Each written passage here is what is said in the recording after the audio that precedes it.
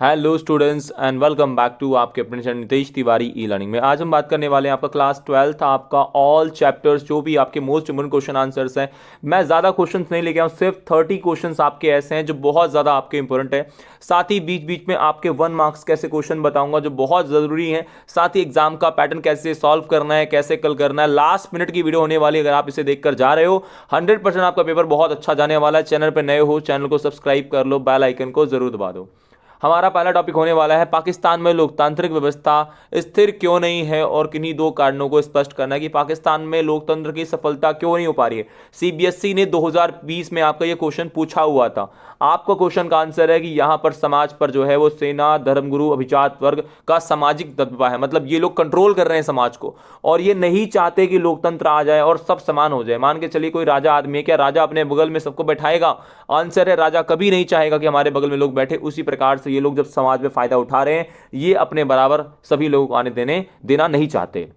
दूसरा बताइए कि भारत के साथ पाकिस्तान की शत्रुता है, मतलब दुश्मनी है, और इसने भी सेना को अधिक शक्तिशाली पाकिस्तान में बना दिया है। सेना को समर्थन देने वाले लोग लोकतंत्र में हमेशा ये खोट देखते हैं कि लोकतंत्र हमारे जो पाकिस्तान है उसकी सुरक्षा नहीं कर पाएगा, इसीलिए वो लोग सैनिक शासन को लंबे समय तक बनाए रखने में वो चीज़ मदद कर पाई। पाकिस्तान में लोकतंत्र की स्थापना हो, इसको लेकर कोई अंतर्राष्ट्रीय समर्थन नहीं मिला है और समय समय पर चाहे अमेरिका हो चाहे पश्चिम के देश हो, वहां पे उन्होंने सैनिक शासन और तानाशाही को ही समर्थन दिया। तो ये कारण आपका पाकिस्तान में लोकतंत्र की स्थापना ना हो पाने के आपके बहुत महत्वपूर्ण कारण है। साथ ही साथ आतंकवाद जैसी घटनाएं भी आपका पाकिस्तान में लोकतंत्र की स्थापना होने नहीं दे रही है। उसके अलावा आपकी अशिक्षा है, बेरोजगारी, ये सभी कारण आप कह सकते हैं।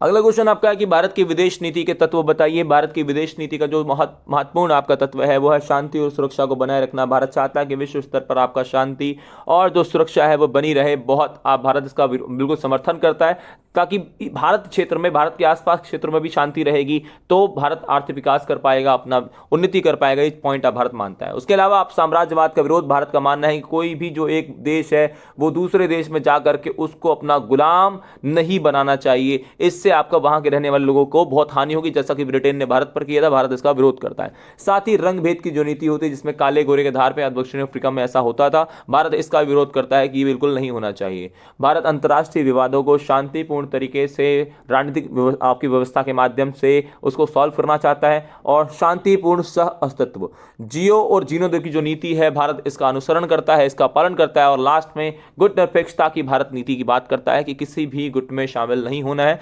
साथ ही आप कह सकते हैं वासुदैव कुटुंबकम भारत की विदेश नीति है। क्या है? वासुदैव आपका जो है, वासुदैव अगर आपने लिखा हुआ है वासुदैव आपका कुटुंबकम की भारत बात करता है। इसके साथ ही भारत शांतिपूर्ण सह अस्तित्व आपका और साथ ही साथ निशस्त्रीकरण की बात करता है। सारे पॉइंट्स अगर आप बना के लिखेंगे बहुत अच्छा रहेगा। अगला क्वेश्चन आपका है कि भारत की परमाणु नीति की बताइए। देखिए, भारत सबसे पहले प्रथम इस्तेमाल नहीं करेगा। भारत ये किसी भी देश पर परमाणु हमला नहीं करेगा जिसके पास, जो हम पर हमला नहीं करेगा हम उस पर हमला नहीं करेंगे। दूसरा, भारत की जो परमाणु नीति है वो गैर परमाणु हथियार, मतलब जिसके पास परमाणु हथियार नहीं होगा हम उस पर भी इसको नहीं छोड़ेंगे। साथ ही भारत आपका जो है वो जनता, जो भारत की जनता है उसमें प्रतिनिधि जो चुने हमने, जैसे कि हमारा राष्ट्रपति है या प्रधानमंत्री है, उनके पास ही इसके आपके उपयोग करने की शक्ति होगी परमाणु हथियार को, मतलब देश की सर्वोच्च सत्ता के हाथ में होगा। इसके अलावा आप कह सकते हैं कि भारत जो है शांतिपूर्ण कार्यों के लिए, सह अस्तित्व के लिए ही परमाणु कार्यक्रम का इस्तेमाल कर रहा है, अपनी सुरक्षा के लिए। मतलब अगला क्वेश्चन आपका है भारतीय राजनीति में क्या बदलाव आए 1989 के बाद या 1990, कुछ भी कह सकता हूं, 1990 या 1989। बहुत जरूरी है आप याद रखिए कि आपका जो दौर होता है भारतीय राजनीति में परिवर्तन का दौर होता है। कांग्रेस प्रणाली की जो समाप्ति है वही आपकी इसी समय होती है। जैसे कि आपको पता होगा 1984 में कांग्रेस पार्टी को 415 सीटें मिलती है। वहीं पर आपका आपका जो समय आता है 1989 का समय आ जाता है, उस समय 197 सीटें ही कांग्रेस पार्टी को मिल पाती है। यह भी क्वेश्चन आपको बनता है। इस दौर को हम कांग्रेस प्रणाली की जो समाप्ति है उसका दौर मानते हैं कि बहुत कम सीटें उसे मिली।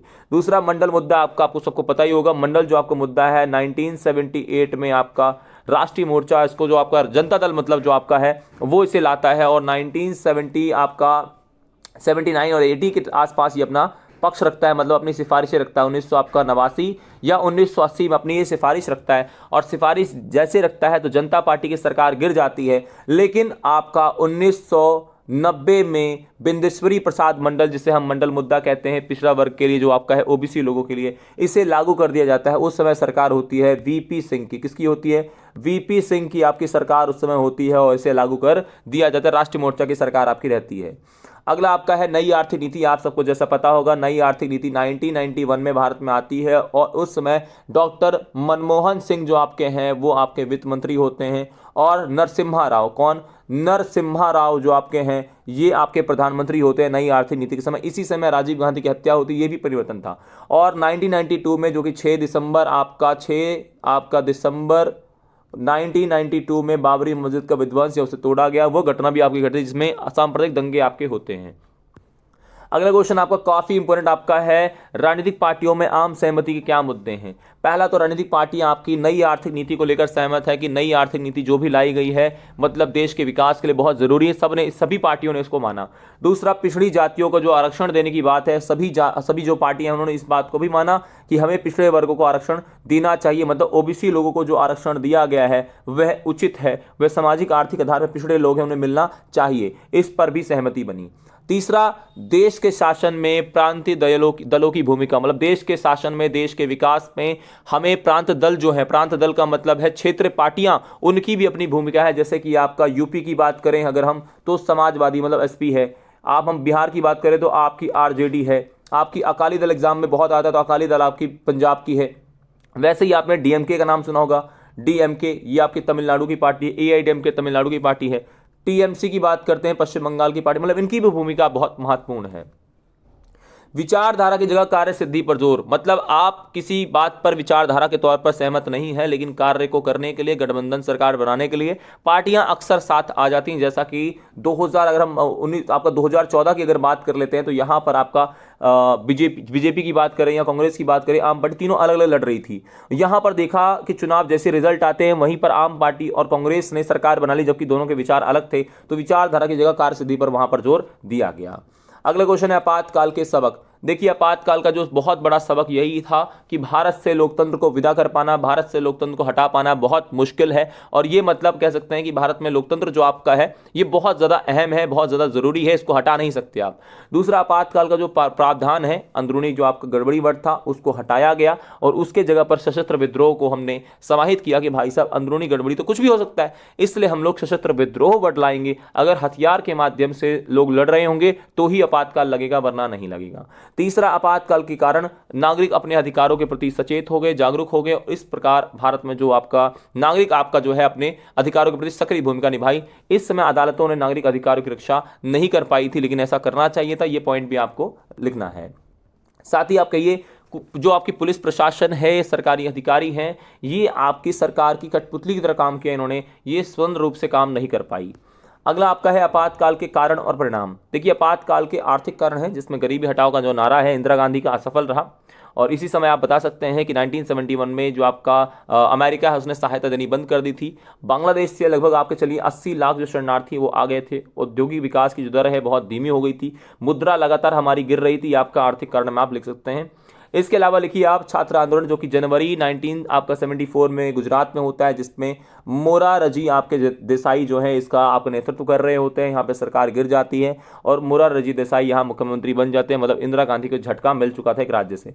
बिहार की बात करें तो जेपी जयप्रकाश नारायण, जिन्हें लोक नायक भी कहा जाता है, जिन्होंने आपका संसद मार्च की घोषणा करी थी, सच्चे लोकतंत्र की बात करी थी, वो बिहार में आपका लोकतंत्र का मतलब जो आंदोलन है उसका नेतृत्व कर रहे थे। इसको उनकी दो शर्तें भी याद रखिए। पहली शर्त थी लोकतांत्रिक तरीके से आंदोलन होगा, दूसरा राष्ट्रव्यापी होगा, देश भर में होगा।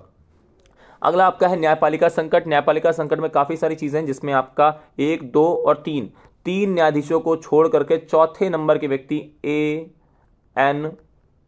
आपका जो एन रे आपके हैं उन्हें मुख्यमंत्री मतलब एक प्रकार से मुख्य न्यायाधीश बना दिया गया। ये बहुत बड़ी घटना थी। इसने आपका लोगों को ध्यान आकर्षित किया कि किस प्रकार से जो सरकार है न्यायपालिका में हस्तक्षेप कर रही है। दूसरी घटना आपकी होती है 1973 की आपकी केशव भारती केस, जिसमें संविधान के मूल ढांचे को छेड़छाड़ कोई भी नहीं कर सकता, ये बात रखी गई। इसी के साथ आपकी 3 यहाँ पर क्वेश्चन उठ के सामने आते हैं, क्या आपके मौलिक अधिकार में कुछ कमी लाई जा सकती है? आंसर था नहीं। क्या संपत्ति के अधिकार में काटछाट हो सकता है? आंसर था नहीं।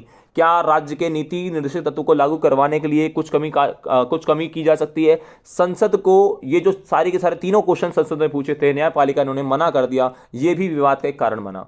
इलाहाबाद हाईकोर्ट का फैसला आपको पता होगा 12 जून 1970 आपका 5 में इलाहाबाद हाईकोर्ट, जिसमें जगमोहन लाल सिन्हा, याद रखना, जगमोहन लाल सिन्हा ने आपका फैसला सुनाया कि इंदिरा गांधी का पद असंवैधानिक है। राजनारायण ने इंदिरा गांधी के खिलाफ ये केस किया होता। और आपको याद होना चाहिए कि यहां पर आपका 24 जून को मतलब सुप्रीम कोर्ट में इंदिरा गांधी गई और 25 जून को उसने 25 जून 1975 में 25 जून आपका 1975 में आपातकाल लगा दिया, ये भी याद रखना। अगला आपका है कांग्रेस पार्टी के विभाजन के कारण बताइए। कांग्रेस पार्टी जो आपकी है उसका सबसे बड़ा कारण था इंदिरा बनाम सिंडिकेट, मतलब इंदिरा और सिंडिकेट। सिंडिकेट मतलब क्या होता है? सिंडिकेट मतलब कांग्रेस पार्टी के दिग्गज और प्रभावशाली नेताओं के समूह को। इंदिरा गांधी और सिंडिकेट के बीच में लगातार एक तनातनी का दौर रहा, संघर्ष का दौर रहा, इस कारण पार्टी का विभाजन हुआ। दूसरा, इंदिरा गांधी ने क्या किया? राष्ट्रपति चुनाव हुआ, उस राष्ट्रपति चुनाव में जो आपके उम्मीदवार थे नीलम संजीव रेड्डी जो कि मुख्य उम्मीदवार थे, उन जीतना ही जरूरी था, ये वही जीतने चाहिए थे, लेकिन यहाँ पे एक स्वतंत्र उम्मीदवार वीवी गिरी खड़े हो गए, जो उस समय के वाइस प्रेसिडेंट रहे थे, और जाकिर हुसैन की मृत्यु आपकी 1969 में हुई थी, तो उन्हीं की पद खाली होने पर मतलब चुनाव था, याद रखना इस बात को। यहां पर आपके रिजल्ट आते चुनाव के, रिजल्ट में यह होता है कि नीलम संजीव रेड्डी जो सिंडिकेट या कांग्रेस पार्टी के उम्मीदवार थे वो हार गए, और एक बंदा जो अकेला खड़ा हुआ था वह जीत गया। समझ में आया कि इंदिरा गांधी ने कुछ गड़बड़ करा है, इसी कारण से इंदिरा गांधी को, उसके लोग समर्थकों को पार्टी से निकाल दिया गया। पार्टी के निकलते ही कांग्रेस पार्टी ओ और आर में विभाजित हो गई। ओ मतलब ऑर्गेनाइजेशन, पुरानी पार्टी, आर मतलब रिविजनिस्ट और नई party. O syndicate, R Indira Gandhi, और बाद में विजयी होकर आर मतलब इंदिरा गांधी की पार्टी वर्तमान में जो चल रही है वो इंदिरा गांधी की है। प्रीवी पर्स की समाप्ति 1971 में 26वें संविधान संशोधन के माध्यम से कर दिया गया। प्रीवी पर्स क्या था? जिसमें रजवाड़ों को मासिक भत्ता दिया जाता था उनके राज्य के आपके विस्तार के आधार पर और राजस्व के आधार पर।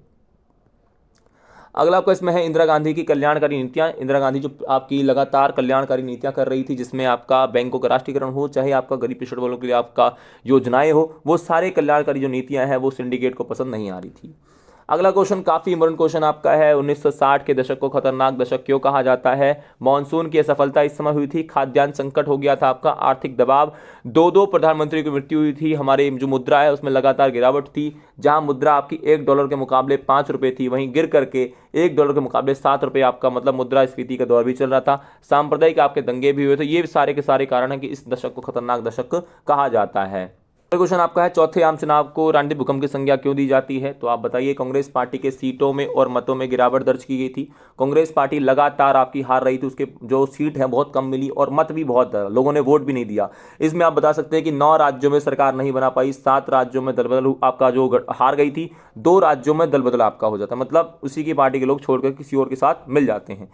दिग्गज नेताओं की हार में आप याद रखिए, एक एक करके ध्यान सुनना। बिहार के हैं KB सहाय, क्या है? KB आपके सहाय हैं, ठीक है। उसके अलावा आप याद रखिए पश्चिम बंगाल आपका, जिसको वेस्ट बंगाल कहते हैं, वहां पर आपके हैं अतुल्य, ठीक है, अतुल्य घोष, क्या है? अतुल्य घोष। उसके बाद आपका है SK पाटिल, ठीक है, SK आपके पाटिल, SK पाटिल आपके है जो है वो है आपके महाराष्ट्र, आपका MH, ठीक है, महाराष्ट्र। आपके हैं K कामराज, क्या? K कामराज की अगर हम बात करें तो ये आपके तमिलनाडु के हैं। S निजलिंगप्पा आपके केरल के हैं। ये सारे के सारे आपके हार जाते हैं।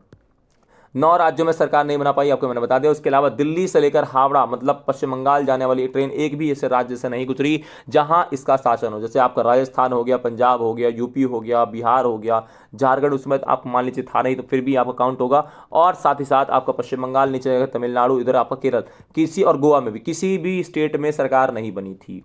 अगला क्वेश्चन देखिए आपका, शॉक थेरेपी क्या है? शॉक थेरेपी के परिणाम बताइए। शॉक थेरेपी का अर्थ ही होता है आघात पहुंचाकर उपचार करना, मतलब पहले आप किसी को मारिए उसके बाद उपचार कीजिए। वैसे ही आपका सोवियत संघ में आपका आघात मतलब सारी व्यवस्था को खत्म कर दिया गया और नई व्यवस्था मतलब पूंजीवाद को लाया गया और साम्यवाद को खत्म कर दिया गया। इसको लाया कौन था? अंतर्राष्ट्रीय मुद्रा कोष और विश्व बैंक इसको लाए थे। परिणाम क्या हुआ, 90% जो सार्वजनिक संपत्ति थी, जो लोगों की संपत्ति थी, वो निजी हाथों में चली गई औने पौने दाम में, बहुत कम पैसों में। आपको उसके अलावा यहाँ पर लेखन, अगर हम लेखन की बात करें या खाद्य सुरक्षा की बात करें, मूल्य, आपको जो मुद्रा दर है वो लगातार गिर रही थी। कृषि का निजीकरण हो गया, लोगों को खाने पानी पीने की समस्या आने लग गई। लोक कल्याणकारी जो नीतियां थी आपके, वो आपकी बंद हो गई। समाज के नए वर्गों का आपका निर्माण होने लगा। बिचौलिए गरीब वर्ग के सामने आ गए। 1500 बैंकों का आपका दिवालिया हो गए। वित्तीय संकट का सामना करना पड़ा। ये बहुत सारे पॉइंट आप बता सकते हैं। आज के माफिया वर्ग का उदय हो गया। काला बाजारी, अमीर और अमीर, गरीब और गरीब, ये सारे पॉइंट आप बना सकते हो। अगला क्वेश्चन आपका है सोवियत संघ के विघटन के परिणाम बताइए। पहला परिणाम था जो कि 1945 से लेकर 1991 तक शीत युद्ध का समय चल रहा था, वह शीत युद्ध खत्म हो गया, क्योंकि अमेरिका और सोवियत संघ के बीच में था। सोवियत संघ ही नहीं रहा तो शीत युद्ध किस काम का। तो 25 आपका दिसंबर 1991 में, 25 आपका दिसंबर 1991 में सोवियत संघ का विघटन हुआ। 15 गणराज्यों में इसका उदय हो जाता है। उसके अलावा आपका CIS ने, ये याद रखना, CIS ने इसकी घोषणा की थी अलग होने की। उसके अलावा एक ध्रुव विश्व, मतलब अमेरिका एकमात्र महाशक्ति बन गया। 15 नए नवीन राज्यों का, मतलब 15 नए गणराज्यों का उदय हुआ। रूस, बेलारूस, यूक्रेन, लिथुआनिया, किर्गिस्तान, आपका एस्टोनिया, लताविया, आपका तजाकिस्तान, उज्बेकिस्तान, ये सारे पॉइंट आप लिख सकते हो। उसके बाद लोकतंत्र का विस्तार आपका होता है, साम्यवाद का पतन होता है, लोकतंत्र की संभावनाएं बढ़ी, लोकतांत्रिक शासन व्यवस्था अपनाया, शांतिपूर्ण आपका जो है शांति व्यवस्था आई और सौहार्द की स्थापना हुई, और साम्यवाद पर प्रश्न चिन्ह लगा, पूंजीवाद का आपका विस्तार हुआ। और ये सारे पॉइंट आप लिख सकते हैं। साथ ही हथियारों की होड़ की समाप्ति, ये पॉइंट भी बन सकता है। अगला क्वेश्चन है सोवियत संघ की व्यवस्था जो है उसमें सकारात्मक और नकारात्मक विशेषताएं क्या है। तो आप बताइए। सोवियत संघ की जो अर्थव्यवस्था है अमेरिका को छोड़ करके शेष विश्व के मुकाबले बहुत आपकी बड़ी थी। नागरिकों के लिए कह सकते हैं न्यूनतम जो मूल्य की जो चीज़ें हो सकती हैं, रोटी कपड़ा मकान, वो सभी को मिला हुआ था। इसके साथ ही सोवियत संघ जो है आपका अपने नागरिकों को बुनियादी चीज़ें दे पाई, रोटी कपड़ा मकान जैसी चीज़ें दे पाई। वहाँ कोई बेरोजगारी नहीं थी आपका। ये सारे पॉइंट सकारात्मक है। नकारात्मक ये है कि वहाँ पे साम्यवादी सत्तावादी सरकार थी, नौकरशाही का शिकंजा था, एक दल का नियंत्रण था, मतलब कम्युनिस्ट पार्टी का वर्चस्व रहा, और उसके अलावा उसकी कोई आलोचना नहीं कर सकता था। चुनावों में एक ही उम्मीदवार आपका होता था, उन्हीं का, और वही विजयी होता। जनता के प्रति आपका जवाबदेह कैसे ही होगा, क्योंकि ये लोकतांत्रिक नाम मात्र का है। साथ ही आप बताइए सोवियत संघ जो प्रणाली है समाजवाद के आदर्शों पर आधारित थी, जिसमें निजी संपत्ति का कोई स्थान नहीं था, निजी संपत्ति के लिए कोई स्थान था ही नहीं। अगला क्वेश्चन आपका है चीनी अर्थव्यवस्था के उत्थान के लिए किन्हीं 4 कारणों का आपको बताना है। चीनी अर्थव्यवस्था की बात करें तो आपका पहली बात तो आप याद रखिए कि भैया 1970 आपका 70 में नए आपके रणनीतिक बदलाव आते हैं, ठीक है। 72 में चाइना ने अपने संबंध बनाए, 1 नंबर में क्वेश्चन ऐसे आते हैं, अमेरिका के साथ आर्थिक और राजनीतिक एकांतवास को समाप्त किया, इस बात को याद रखना। 1973 में चीन के प्रधानमंत्री चाउ एन लाई ने, चाहे कृषि की बात करें, विज्ञान प्रौद्योगिकी की बात करें, सेना की बात करें, इस 4 सेक्टर्स में आपका आधुनिकरण के प्रस्ताव ला दिए, ठीक है। कृषि, उद्योग, विज्ञान प्रौद्योगिकी और सेना, 4 सेक्टर में कब लाए? 1973 में चाउ एन लाई। इसमें प्रधानमंत्री कौन थे? चाउ एन लाई, ठीक है, चाउ एन, ठीक है, और लाई, ये याद रखना आप लोग। अगला है सबसे महत्वपूर्ण आपका 1978 में देंग शियाओपिंग, ठीक है, देंग शियाओपिंग आपके हैं, इनके नेतृत्व में इन्होंने खुले द्वार की नीति अपनाई और चाइना में बड़े स्तर पे पूंजी का निवेश हुआ। 1982 में कृषि का निजीकरण कर दिया। 1998 में उद्योग का निजीकरण, जिसमें सेज स्पेशल इकोनॉमिक जोन आपका आया, और उसके साथ ही व्यापार संबंधी जो भी अवरोध थे उसे खत्म किया गया। और 2001 में विश्व व्यापार संगठन में भी चाइना शामिल हो गए। तरीका चाइना के विकास का रहा था, ठीक है। और कहा जाता है कि 2040 तक आपका चाइना पीछे अमेरिका को छोड़ देगा। अगला क्वेश्चन आपका है ऐसे किन्हीं 3 प्रमुख कारकों का मूल्यांकन कीजिए यूरोप संघ को एक आर्थिक सहयोग वाली संस्था से बदल करके राजनीतिक सहयोग वाली संस्था। ये 4 और 6 नंबर में बहुत इंपॉर्टेंट क्वेश्चन है, इसको याद रखिए। पहला, यूरोप संघ अपना झंडा है, अपना स्थापना दिवस है, राष्ट्रगान है, अलग मुद्रा है। साथ ही यूरोप संघ के जो देश है साझा सुरक्षा नीति है, विदेश नीति है। इसकी जो अर्थव्यवस्था है विश्व की बड़ी अर्थव्यवस्थाओं में से एक है। यूरोप संघ को अपना प्रभाव, राजनीतिक प्रभाव भी इसका बन जाता है। 1948 याद रखिए, यूरोपीय आर्थिक सहयोग संगठन की स्थापना हुई। जो आर्थिक सहयोग के लिए तो इसमें आपका जो है वो आपका राजनीतिक परिषद है, तो ई के बाद है पी, फिर है आपका यहाँ पर 1957 में आपका इकोनॉमिक है, तो फिर से ई, और 1979 में आपका यहाँ पर है पार्लियामेंट की स्थापना, फिर से आपका पी। तो ई, पी, ई और पी, लास्ट में आपका ऑर्गेनाइजेशन 1992 है, तो EPPO। ऐसे करके आप याद कर सकते हैं कि चाइना आपका जो यूरोपीय संघ है उसने परिवर्तन किया। पहले आर्थिक सहयोग वाली संस्थान 1948 में यूरोपीय आर्थिक सहयोग संगठन। 19 आपका 49 में आप अगर बात करें राजनीतिक परिषद की स्थापना, 1957 में इकोनॉमिक कम्युनिटी फिर से ई हो गया। और यहाँ पर आपका अगर हम बात करें तो ये इसने क्या किया, आपका पार्लियामेंट की स्थापना, पी मतलब पार्लियामेंट आपका पॉलिटिकल हो गया, और ओ मतलब ऑर्गेनाइजेशन आपका 1992 में बना, एक संगठन के रूप में 1992 बनाया, जो मास्ट्रिक्ट संधि के तहत आपका बन गया था। ये पॉइंट आप लिख सकते हैं। अगला है आसियान विजन 2020 की मुख्य बातें क्या हैं, आप बताइए। आसियान दक्षिण पूर्वी एशियाई एक महत्वपूर्ण आपका संगठन है, बड़ी तेजी से विकास कर रहा है। इसका विजन क्या है, ये बहुत सारे क्षेत्रों में अपनी भूमिका, बहुमुखी भूमिका निभाना चाहता है।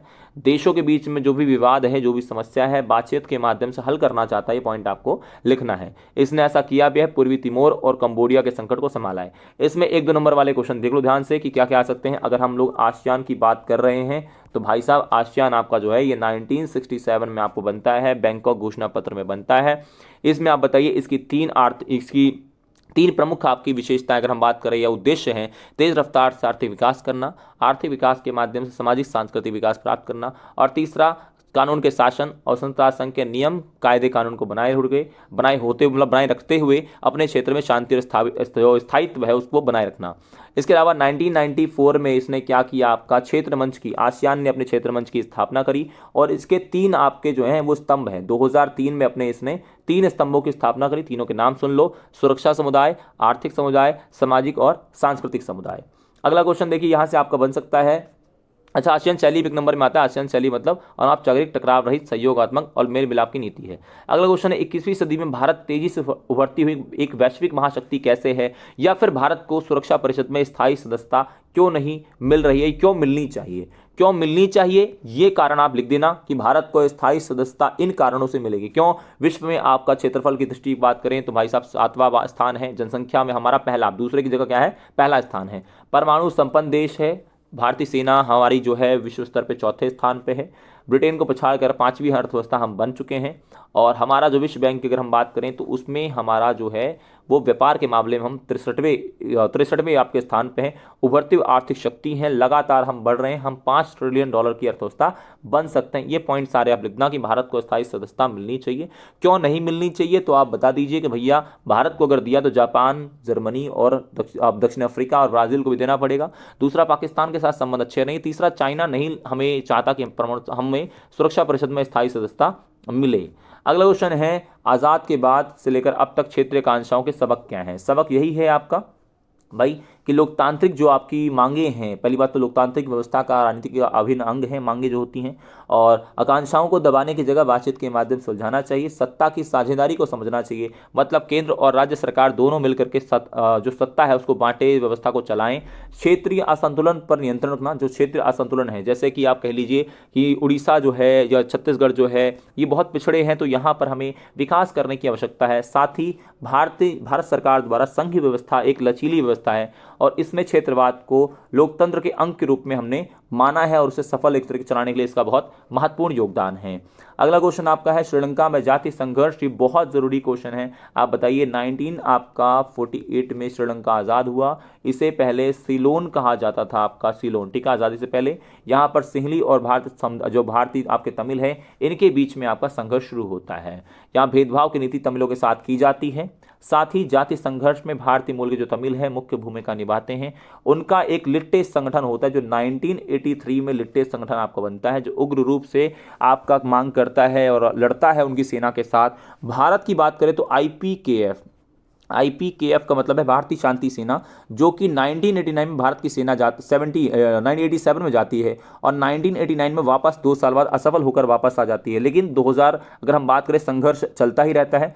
और ये सिंहली समुदाय है, ये तमिलों का शोषण करती है, एक प्रकार से दोषारोपण करती है, कहती है कि ये मूल निवासी नहीं है, अधिकार नहीं देंगे। ये संघर्ष लगातार चलता रहेगा। लेकिन 2009 में 2009 में आपका इसका प्रमुख प्रभाकरण की मृत्यु के बाद सारी जो समस्याएं हैं जाति संघर्ष की वो समाप्त हो जाती हैं। आप ये भी याद रखना, श्रीलंका अगर ऐसा है तो श्रीलंका के उत्तर पूर्वी भाग में इस इलाके में आपके भारतीय तमिल हैं, जो वहां पर एक अलग देश बनाने की मांग भी बाद में करते हैं।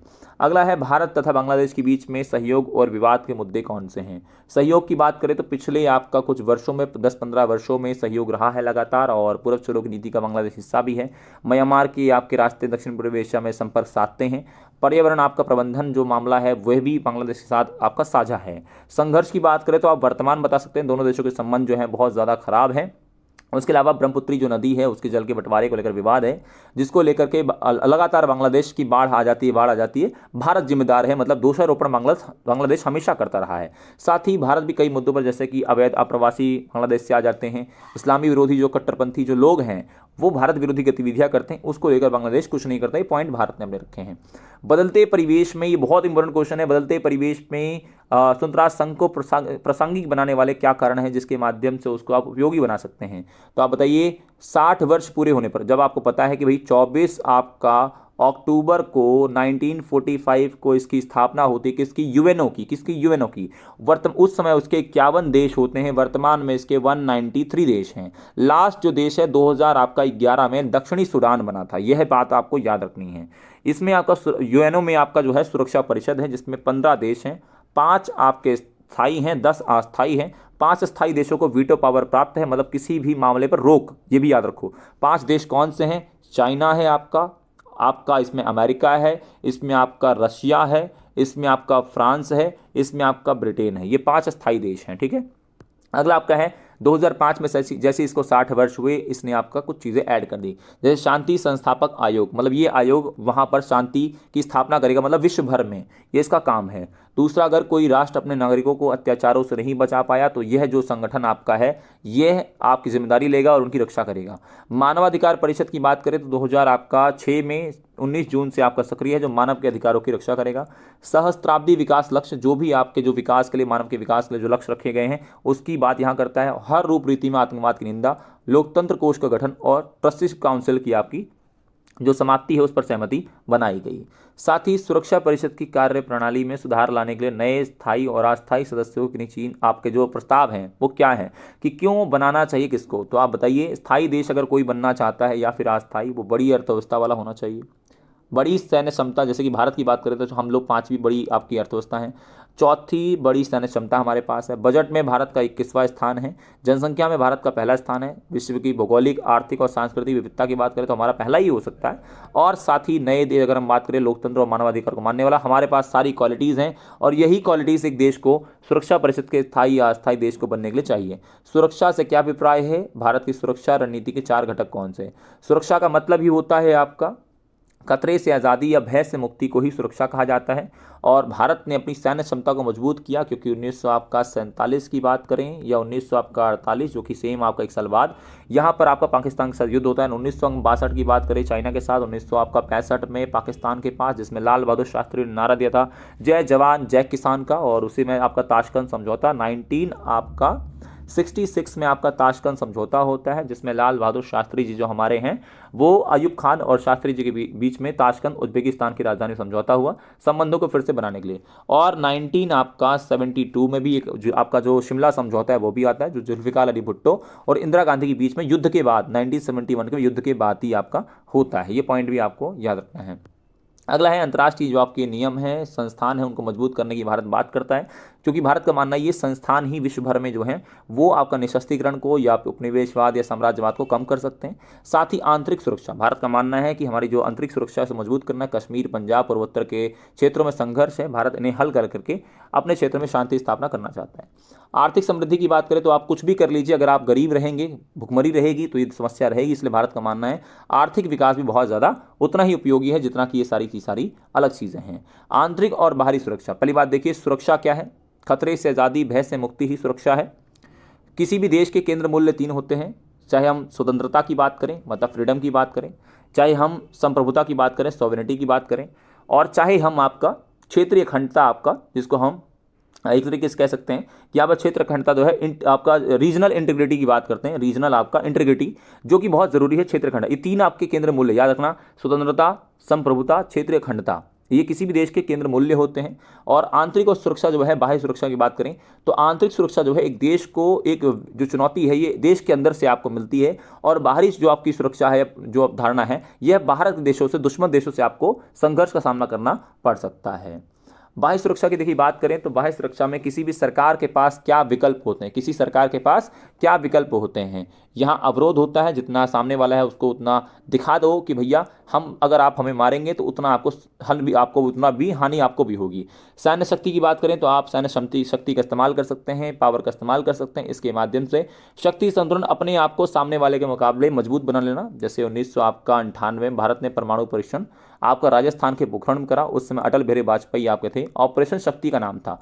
पहले की बात करें तो 1974 में हम बात करते, पहला परमाणु परीक्षण भारत ने राजस्थान के पोखरण में ही किया था। इंदिरा गांधी आपकी प्राइम मिनिस्टर थी, ऑपरेशन स्माइलिंग बुद्धा के नाम था।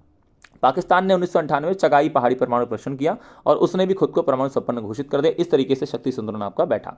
गठबंधन, यदि आप स्वयं सक्षम नहीं है तो आप अपने देशों को, अपने मित्रों को साथ रख लो, गठबंधन बना लो और संघर्ष करो। जैसे नाटो जैसे जो देश है, अमेरिका और उसका संगठन आपके उसमें, अमेरिका उसमें शामिल है, और वार्सा पैक्ट जो कि सोवियत संघ ने बनाया था आपका, तो ये सारे के सारे, वार्सा पैक्ट आज नहीं है लेकिन नाटो आज भी है।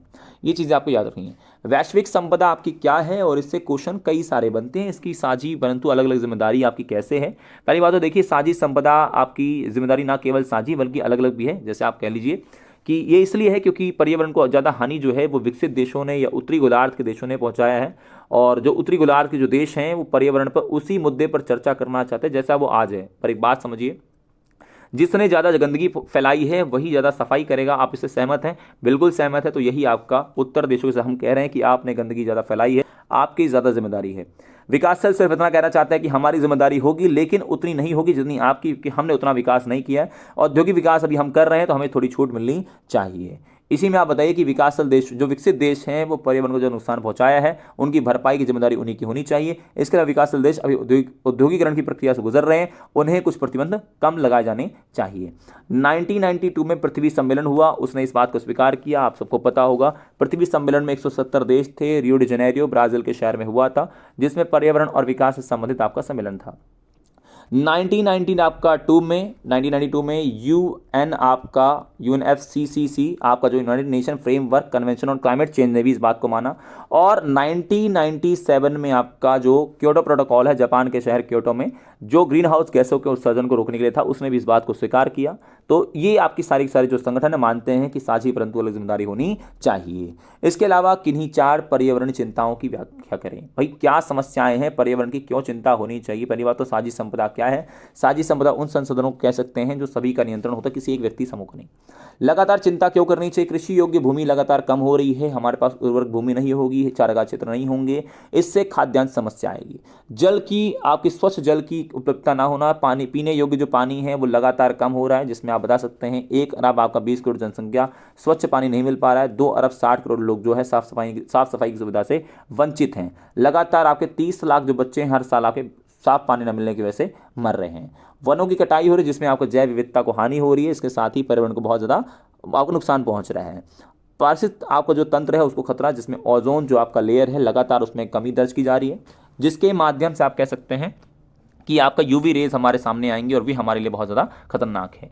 समुद्र तट की बात करें तो समुद्र तटीय जो इलाके हैं बहुत ज़्यादा आपके प्रदूषित हो रहे हैं, जो हमारे स्वास्थ्य के लिए भी बहुत खतरनाक है, और स्वास्थ्य जो जल जीव हैं उनके लिए बहुत ज़्यादा आपके खतरनाक हैं। पृथ्वी सम्मेलन क्या है। 1992 ब्राजील के शहर रियो डी जेनेरो में जो आपका पर्यावरण और विकास पे केंद्रित एक आपका सम्मेलन हुआ, इसी को पृथ्वी सम्मेलन कहते हैं। और इसकी क्या विशेषताएं हैं, तो जैव विविधता और वानिकी संबंधित आपका नियमाचार था।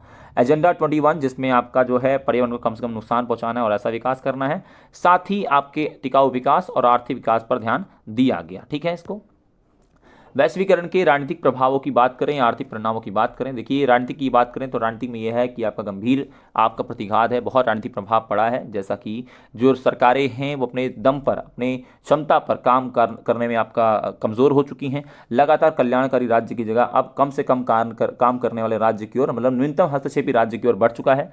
राज्य अब अपने दम पर कोई फैसला नहीं ले सकता है, केवल 2 ही काम करता है, कानून व्यवस्था बनाना और नागरिक सुरक्षा या फिर विदेशी आक्रमण से बचाना। आपका साथ ही वैश्वीकरण के कारण राज्य कमजोर हुआ है, गरीबों के लिए काम नहीं कर रहा है, और उसके अलावा बताइए प्रौद्योगिकी की सहायता से राज्य ने अपने लोगों पर नियंत्रण भी स्थापित कर लिया है और इससे थोड़ा फायदा भी मतलब हुआ है, तो राज्य मजबूत भी हुआ है। वैश्वीकरण के आर्थिक परिणाम की बात करें तो संपूर्ण विश्व में व्यापार में वृद्धि हुई है। देशों में आयात पर प्रतिबंध थे लेकिन अब प्रतिबंध कम हो गए हैं।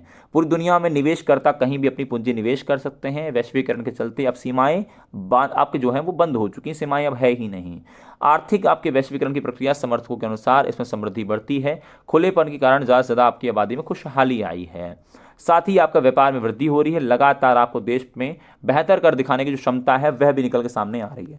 वैश्वीकरण के सांस्कृतिक प्रभाव क्या हैं? देखो, प्रत्येक देश की संस्कृति पहले से विशिष्ट हुई है, पहले से बेहतर हुई है, और पश्चिमी संस्कृति को भी एक प्रकार से बढ़ावा मिला है। नीली जींस हो चाहे आपका, और भारतीय कुर्ते को भी बढ़ावा मिला है, तो ये चलन भी निकल के सामने आया है। लेकिन बड़ी बड़ी शक्तिशाली संस्कृतियां जो हैं अपने से छोटी संस्कृतियों को एक प्रकार से ढक लेती हैं या उन्हें ख़त्म कर देती हैं। भारत में जैसे वसंत पंचमी के त्यौहार की वैलेंटाइन डे ने उसकी जगह ले ली है। खान पान रहन सहन पर प्रभाव पड़ता है और पूरे विश्व में वैश्विक संस्कृति का उदय हो रहा है। ये सारे पॉइंट आप लिखना। और इसके साथ ही संस्कृति की मौलिकता पर प्रभाव पड़ा है। संस्कृति जो है अब उस मूल रूप में नहीं है। उसके अलावा राजनीतिक आर्थिक संपन्न जो देश हैं उनकी संस्कृति जो है, जो कम विकसित क्षेत्र हैं वहाँ पर उस पर प्रभावी हो चुकी है। किन कारणों से 21वीं शताब्दी में भारत तेजी से उभरती हुई महाशक्ति है, हमने पहले भी डिस्कस किया है। भौगोलिक अगर हम शक्ति की बात करें, भारत आपका 7वें स्थान पे है, जनसंख्या में दूसरे स्थान पे है, परमाणु संपन्न देश है, विश्व की चौथी बड़ी आपकी सैन्य क्षमता है, ब्रिटेन को पछाड़कर 5वीं अर्थव्यवस्था है, और साथ ही विश्व बैंक की अगर हम बात करें या आपकी व्यापार की, तो 190 देशों में भारत की 63वीं आपकी सूची में भारत आता है। ये सारे पॉइंट आप बता सकते हैं। अगला क्वेश्चन है, मुख्य तौर पर भारत के सामने किन्हीं 3 चुनौतियां, आज़ादी के बाद हमारे सामने क्या 3 चुनौतियां थी। एक क्वेश्चन आपका आता है इंस्ट्रूमेंट ऑफ फिक्सेशन क्या है, या फिर आपका भाग्य वधु से चिर प्रतिष्ठित भेंट। 2 क्वेश्चन आपके अलग अलग हैं। भाग्य वधु से चिर प्रतिष्ठित भेंट आप बता सकते हैं 14-15 अगस्त की मध्य रात्रि को पंडित जवाहरलाल नेहरू ने संविधान सभा के विशेष सत्र को संबोधित किया। इसी को हम लोग भाग्य वधु से चिर प्रतिष्ठित भेंट कहते हैं। इंस्ट्रूमेंट ऑफ फिक्सेशन जो है वो सहमति विलय पत्र था जो 565 जो रजवाड़े थे सभी को दिया गया था। साथ ही विभाजन के कारण क्या थे, तो आपके मुस्लिम लीग की स्थापना हो, सांप्रदायिक आपके दंगे हों, आपके प्रत्यक्ष कार्यवाही दिवस जो कि 16 अगस्त आपका 16 अगस्त 1946 में आपका किया गया, ये कारण है। और द्विराष्ट्र सिद्धांत जिसमें 2 देश, हिंदुस्तान 2 कौमों के देश है, ये सारे कारण आप बता सकते हैं विभाजन के कारण। परिणाम क्या होते हैं विभाजन के? कुर्सी, टेबल, टाइपराइटर, पुलिस के वाद्य यंत्र, इन सब का बंटवारा आपका हो जाता है। विभाजन की समस्याएं भी मैं आपको यहीं बता देता हूं। विभाजन की 4 समस्याएं थी। ऐसा कोई, देखिए भारत था आपका, ठीक है, तो ऐसा कोई क्षेत्र नहीं था जो मुस्लिम बहुल हो, इसलिए पश्चिम में और पूर्व में 2 इलाकों में बांट दिया गया पाकिस्तान को। दूसरा, जो मुस्लिम बहुल क्षेत्र थे जैसे कि ये खान अब्दुल गफ्फार खान जी हमारे थे, वो जिन्हें सीमांत गांधी भी कहा जाता है, वो पाकिस्तान के बनने के विरोध में थे। तो दूसरा कारण आपका ये भी रहा कि कुछ लोग जाना नहीं चाह रहे थे। तीसरा, जो इलाके बंटवारा किया था हमने, जैसे ये पंजाब और बंगाल, इन इलाकों में अल्पसंख्यक भी थे, तो अब बंटवारा जो जिला है और गांव के आधार पर किया, जिस जिले में या जिस गांव में जिस धर्म के लोग ज्यादा होंगे वो उस तरफ कर दिया जाएगा। और चौथी समस्या अल्पसंख्यक की थी। ये सारे पॉइंट आप समझ रहे हो। अब पहली चुनौती थी एकता के सूत्र में बांधना, अखंडता के सूत्र में बांधना। भाई साहब, देश को एक करना, क्योंकि विशाल देश था, बहुत सारी संस्कृति है, बहुत सारे धर्म है, सभी को साथ रखना। 500 आपके 65 रजवाड़े साथ रखना अपने आप में बड़ी चुनौती थी। अगला है लोकतंत्र की स्थापना। भारत की बात करें तो प्रतिनिधि मूलक लोकतंत्र को अपनाना। भारतीय जो संविधान है उसमें प्रत्येक नागरिक को मौलिक अधिकार का प्रावधान, मतदान का अधिकार देना, ये अपने आप में बहुत चुनौतीपूर्ण काम था। उसके अलावा समानता पर आधारित विकास, एक ऐसा विकास जो सभी कल्याण के लिए हो, सभी के विकास के लिए हो, बहुत ज़्यादा आपका ज़रूरी था। यह भी हमारे सामने एक चुनौती थी। SRC क्या है? राज्य पुनर्गठन आपका आयोग क्या है, आप बताइए। इसकी स्थापना 1953 में पूर्व न्यायाधीश फजल अली की अध्यक्षता में की गई और इसे राज्य पुनर्गठन आयोग का आयोग SRC कहा गया। इसने सिफारिश दी कि त्रिस्तरीय ABC जो भी प्रणाली है उसको समाप्त कर दो। राज्य जो अभी तक बटे हुए हैं, अंडमान निकोबार, दिल्ली, मणिपुर को छोड़कर सभी क्षेत्रों को पास के नज़दीकी राज्यों में मिला दिया जाए।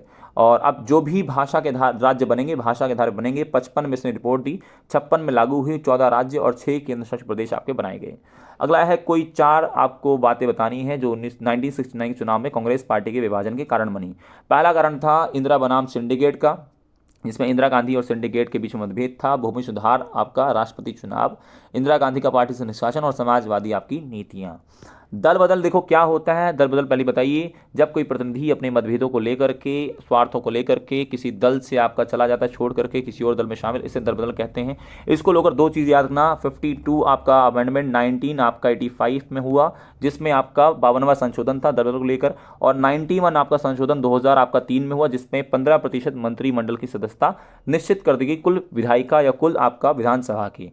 इसके अलावा आपके क्वेश्चन बन सकते हैं कि गैर कांग्रेसवाद क्या है, जिसमें राम मनोहर लोहिया जी नेतृत्व कर रहे थे, कांग्रेस के विरोध में आपका ये था। उसके अलावा नारा इंदिरा हटाओ का नारा किसने दिया, सिंडिकेट आपका, इसी नारा आपका ग्रैंड अलायंस ने दिया था। जो ग्रैंड अलायंस था वो 1971 में इंदिरा गांधी खिलाफ जितनी विपक्षी पार्टियां थी और सिंडिकेट भी ये 1971 में गठबंधन बनाते हैं, इंदिरा हटाओ का नारा देते हैं, इसी को ग्रैंड अलायंस कहा गया। इंदिरा गांधी ने नारा दिया गरीबी हटाओ। ये सारे पॉइंट आपको याद रखने हैं। इसके साथ ही भारतीय राजनीति में क्या बदलाव अगर हम बात करें,